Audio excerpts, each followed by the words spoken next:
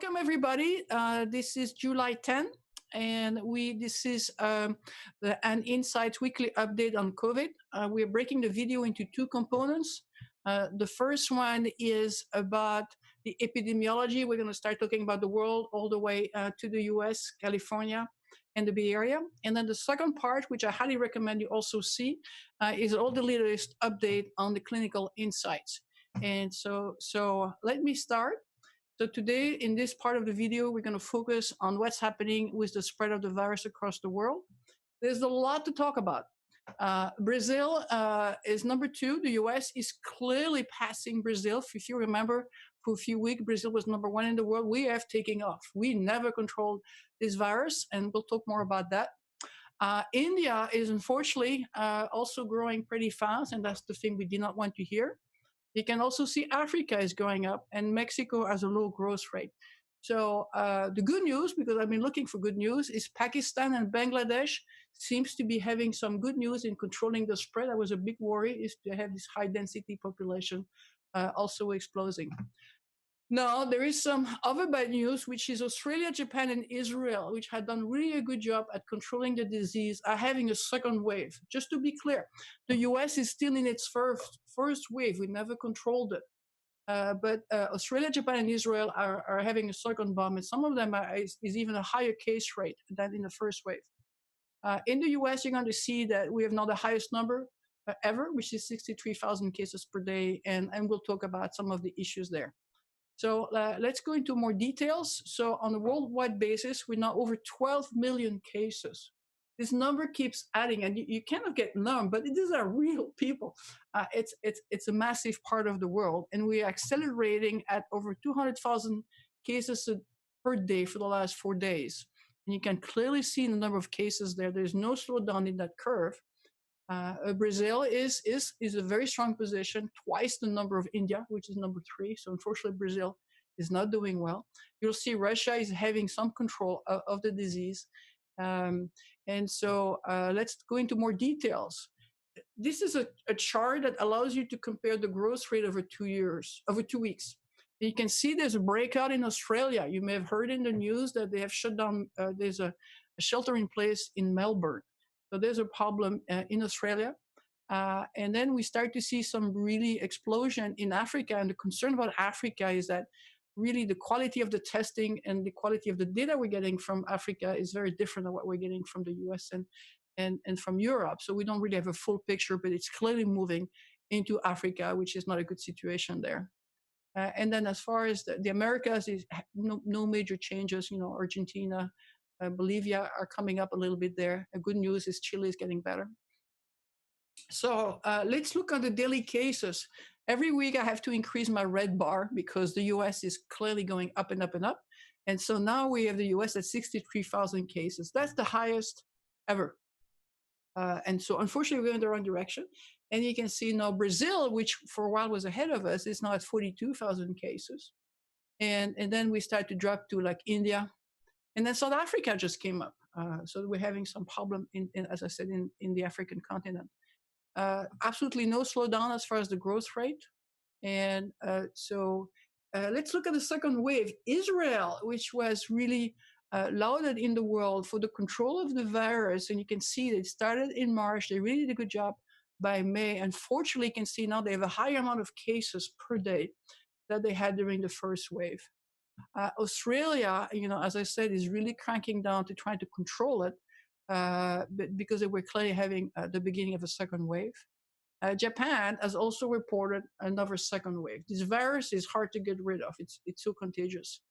And then Romania, there's a problem in Eastern Europe, and you saw also in Eastern Mediterranean countries there with the virus there. So it's pretty much everywhere in the world, unfortunately. If you look at the positive rate, what's important about this is that remember the target of the World Health Organization is that you get a positive rate of 5%. What that means, if you stay below 5%, that means you're able to control the pandemic. So what you don't want to see is really high number, like over 50% that you see in Mexico and part of South America and part of the Middle East area there. Because it means two things. One is that there's a community spread, but also means you're under-tested. so that the people you're really testing are the people who are very sick. These are the people who showed up in the hospitals in the emergency room.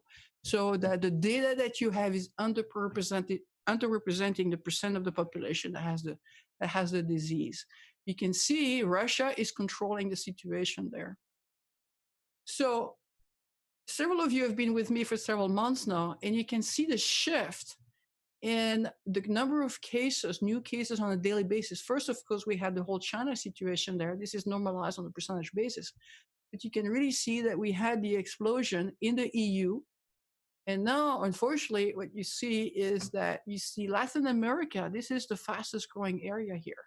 And you can start to see a little bit of Africa growing up there. And of course, the US is kind of, unfortunately, the leader in the cases.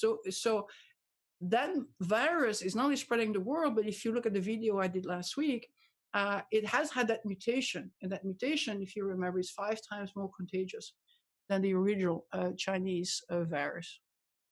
The fatality rate, Belgium, we talked about this in prior videos there, has the highest mortality, but that's because they have a much more generous categorization of who dies.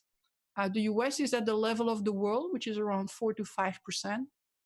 Spain is pretty high up. And you can see that, Brazil, although they have an explosion number of cases there, they're in the same rate of mortality. In a death per 100,000, which is the way to kind of normalize the population, the US is at 41 per 100,000, which is half of Belgium. But studies have shown that we talked last week that we are probably underreporting by 50% the amount of death in the US that were due to COVID. So if there's 100,000 deaths that were reported, there's probably another 50,000 that hasn't been reported. And that's a combination of some of the nursing home deaths are not being reported by some states. And there's been a very interesting study that was done by Epic, who managed most of the medical record in the large healthcare system there, where they look at the normal fatality rate for this time of the year, and then the true amount of deaths, and there was a 50% missing. So it's very consistent. And if you want to know more, look at my prior videos.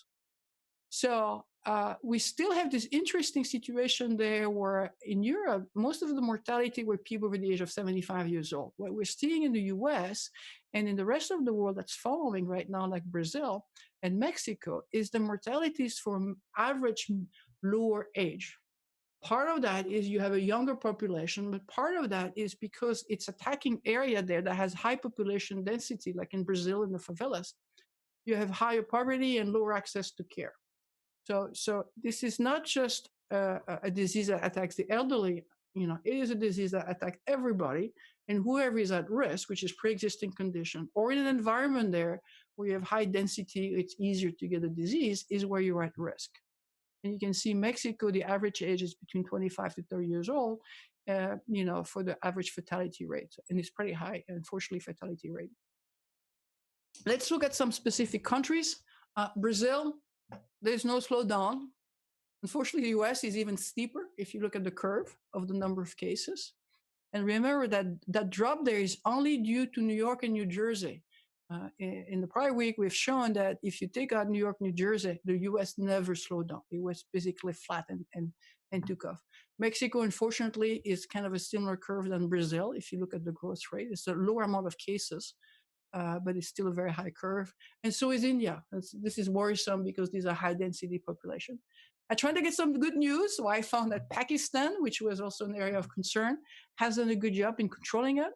Bangladesh also reported some good results. Egypt also on the way down.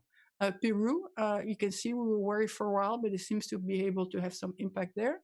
And then Iran had that second wave and they tried to stabilize it. So I'm trying to find some good news.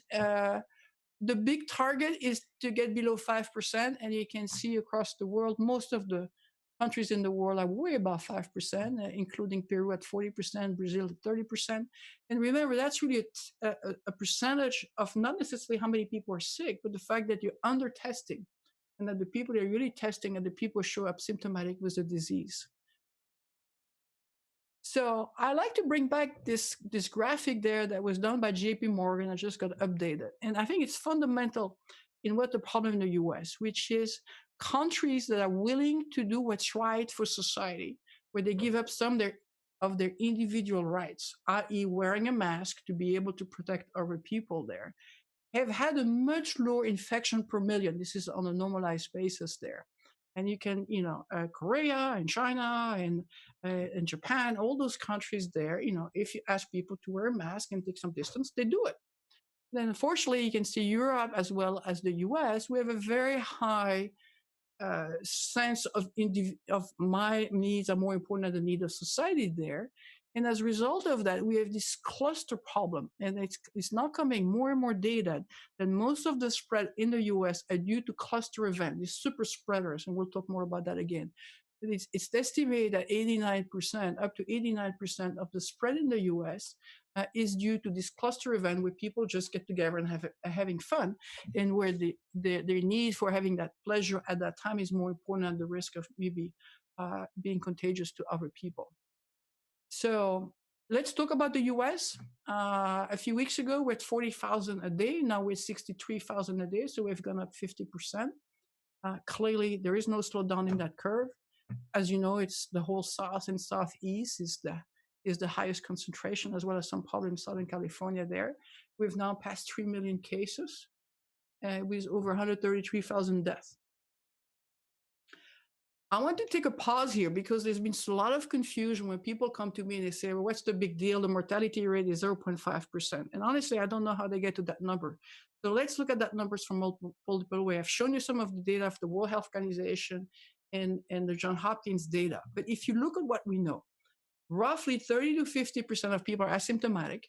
And then you have the opposite, between 50 to 70% have symptoms. Unfortunately, as we'll talk more later, most of the contagious stage is before you have symptoms or when you have mild symptoms.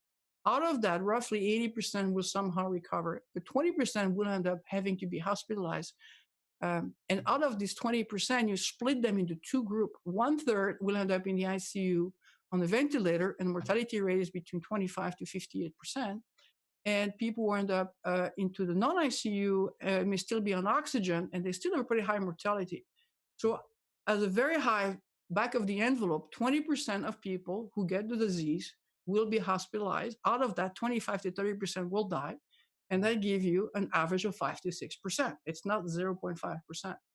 Now let's look at the age group. Now, if you look at the distribution in the US of the mortality, it is true that we have a bias into the elder population, but look, Europe was like 80% was over the age of 75. In the US, we have a mortality in the younger population.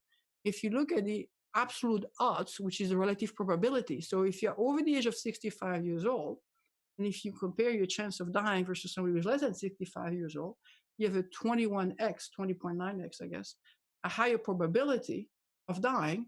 And of course, if you compare yourself to someone who is less than 45 years old, it's over 100 times higher chance of dying.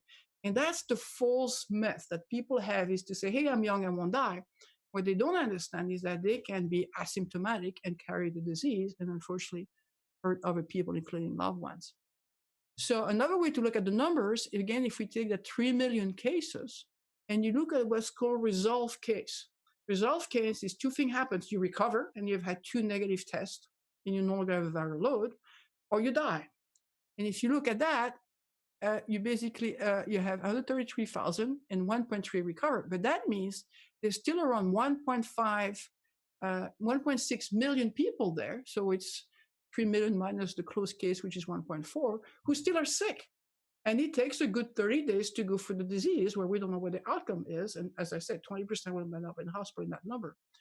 So the projection from this website is to say, based on the history and how we are behaving, if we don't wear masks, they estimate we'll have 200,000 death people by early November. If we do wear masks, you can see there's a big delta here, which could be, we could save maybe 40,000. So, but if you look at just the case who have been resolved, the mortality rate is 9%, and that's the one that's being reported by some of this website. But that's because we still have 1.6 million people that are still sick who haven't resolved their outcome. So the US compared to Europe has totally bungled, unfortunately, the way we manage the disease. And we're like a rocket, and where Europe is kind of on a nice decline. You can really see right now the mortality rate has been declining because we're learning how to take care of people, but there's a good 3 to 4 weeks because before you have the fatality rate, you can start to see we start getting the uptick, which is the delay from the new cases. It is a problem that started in the Northeast, and you can see the Northeast has recovered. And most of the deaths we had, it was New York, New Jersey, and all of that, in April, and they have got it under control. Now we're having the problem in the South, which is the dark color there, and that goes as the West, the Southwest is where the hotspots are. This is in the same scale because at times it's easy to get lost. So if you look on the scale here, which is the number of new positive cases, you can see in New England, in the whole region there in the Northeast, it's pretty much under control. And then you look at the Mid-Atlantic there, they had a spike and they're controlling it. But the South is like vertical. This is the rocket. And the Southwest. And this is on relative cases. They're getting 22,000 cases a day, which is higher than what we had, during the New York outbreak, to give you some perspective there. Southwest is clearly climbing up, and West, So unfortunately, these are the area there that we have multiple outbreaks. It's not one US outbreak. It's multiple separate outbreaks in different parts of the country. In addition to that, you may have watched the news, we have prison outbreaks. 9 out of the top 10 outbreaks in the US are in jails. This is just a list. It's just published in the New York Times. And of course, we have a big one here in the Bay Area from San Quentin. And San Quentin, which is north of San Francisco there, a third of the people who are inmates or working at San Quentin's are infected. And what happened is that they had under control until May, and then they allow a transfer from another prison that had the problem. And they did do the testing. They waited, I think they waited like 7 days. So in 7 days, most people can get infected. And those people spread it from 200 people to 1,400 people in 2 weeks. That gives you an idea how contagious that is. And there's a high density, poor ventilation indoor area there. So the classic super spreader environment there. As a result of that, you may have seen that California has expedited the release of 3,500 inmates. We're trying to decrease the load and the density in the prison there. Looking at hotspots, people say, well, maybe it's just we're doing more tests. That's what the problem is. Well, not really, because the true test is looking at hospitalization. That's the blue line. You can see it's going straight up. And if you look at death rate, it is going, again, straight up. These are all the hotspots area there. So it's not just doing more. It's not just with discovering more people are asymptomatic. We're discovering people end up in the hospitals. And you're going to see that Florida and Texas are having capacity issues in the ICUs. The other thing that's very interesting is that if you look at the percent of people who are positive, it's the young population. It's the people below the age of 50. These are the asymptomatic carriers. These are the people who don't get very, very sick, but they propagate it. And that's the problem we're having with that individualist culture, is that they think that it won't affect them, but they are the spreaders. Look at the percentage there, 68% in Wisconsin. And it's, California has the same problem there. The Black population also is having a high incidence. They're roughly 13% of the US population, but they have a higher death rate of 24%. This is a very busy graphic, but pretty much the idea is there is that in the hospitals, you're trying to get your capacity to be below around 64%. And that gives you an ability of managing surge. And you can see we're having a lot of the states where the ICU beds is getting to be close to 100%. Over 90% is very dangerous. And also the hospitalization rate, which is the non-ICU beds, is also pretty high. So we're starting to fill up the hospitals. This is more details. Again, we're trying to get a hospital bed utilization of less than 60%, to be able to manage a surge. And remember, the target is to have a test rate of less than 5%. Okay, these are the targets. Now let's look at some of the cases. California, unfortunately, was doing great, and now we are in the 8%. We'll spend more time on that.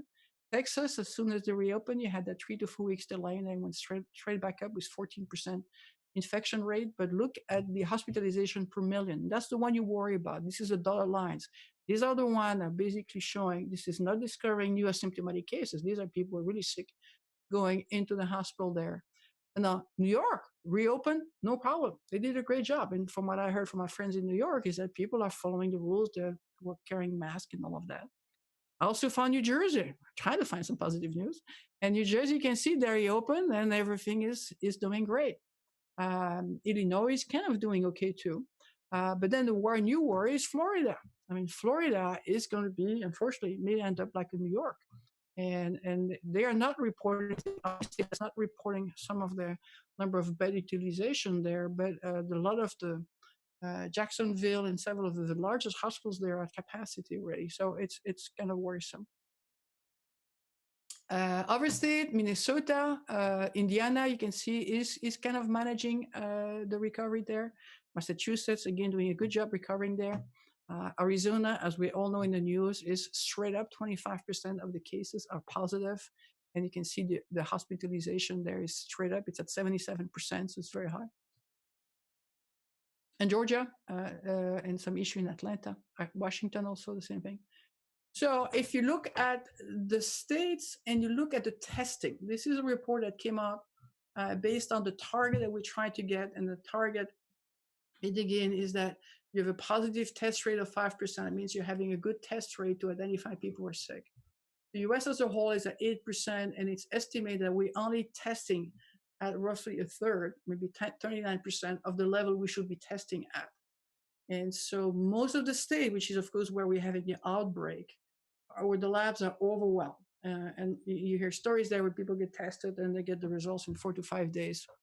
So clearly this whole area there, Northeast, in good shape, but most of South, Southwest, and part of the southern part of the West Coast is in trouble there. This is some specifics there. So again, remember, based on the targets, Arizona is only doing 1/10 of the amount of testing they should be doing. And that probably explains why they have such a high positive rate, because most of the people they test are people who are showing up with serious symptoms there. And you can see some of the percentage rate are pretty high. Mississippi, he's having a serious outbreak. South Carolina, Florida, serious problem too. Again, this the only state doesn't report hospital beds. And so you can see this is not just a problem in one location. It's multiple outbreaks in multiple states. One of the other way to look at this is that if you remember several weeks ago, we're at 4.7%, which is what we wanted. And we were like right there in this nice things. We continue to be testing. And now we have pretty much gone from 4.7 to 8.4% since we reopened the economy. So we're having a serious community spread across the country. We have been keeping track of the number of states, and we have now 34 states are above the 5% target. Clearly, Arizona, Florida, we've seen are unfortunately having big problems. Did we open too early? And if you look at the statistic, it's pretty clear that we probably did in some states. Some states are doing a good job, like the Northeast. But California never really, went down, and we basically have a steady heady going upwards. Clearly, there's an acceleration in Arizona by a factor of 8x. Florida is close to 10x in the acceleration after they reopen. And of course, Texas is a factor of 6x. So these are big, big number. Big problem is the bar, the restaurant, and retail business. Any type of indoor high density area there is the belief that the super spreader events. And it's believed that New York and New Jersey will also opened up, have been doing a better job because one, they have a high percent of the population has antibodies, which is estimated around 20% in Manhattan. But they also got people to wear the face mask. So if you get anything, please wear your face mask. Florida, I'm just pick one, a massive outbreak in Miami-Dade. That's really where the center of the hotspot is. They had over 10,000 cases. They went as high, I think, at over 11,000 cases last week. And 50 hospitals, the biggest one in Florida, are at capacity.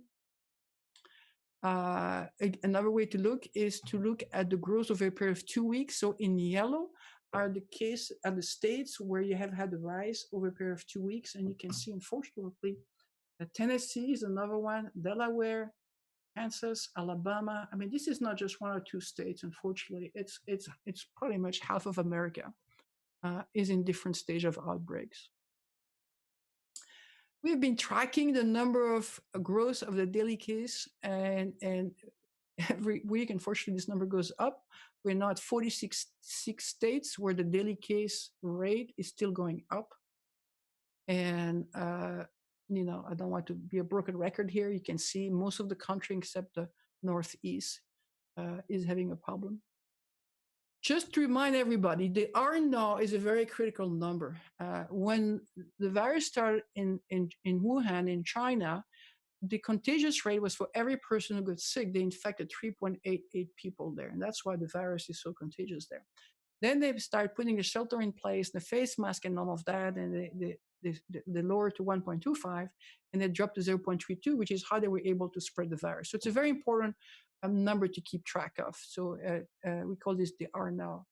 So we've been keeping track of this for several months. And just for the fun of it, go back to some of our earlier video.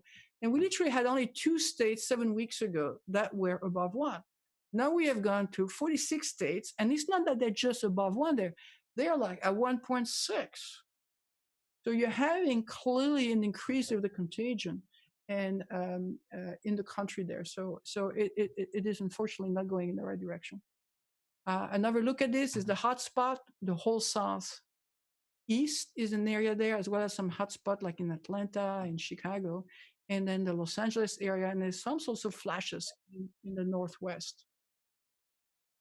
California is in crisis. And it's an interesting question, which is some states did the reopening, which is a dotted line, like Oregon and Washington and Nevada and Colorado, and they controlled it. And in other states like California, where we thought we had done a great job, we clearly didn't control it. And so we're still trying to learn about what's working and not working. Unfortunately for us in California, we're still breaking records. Now we have had over 300,000 cases.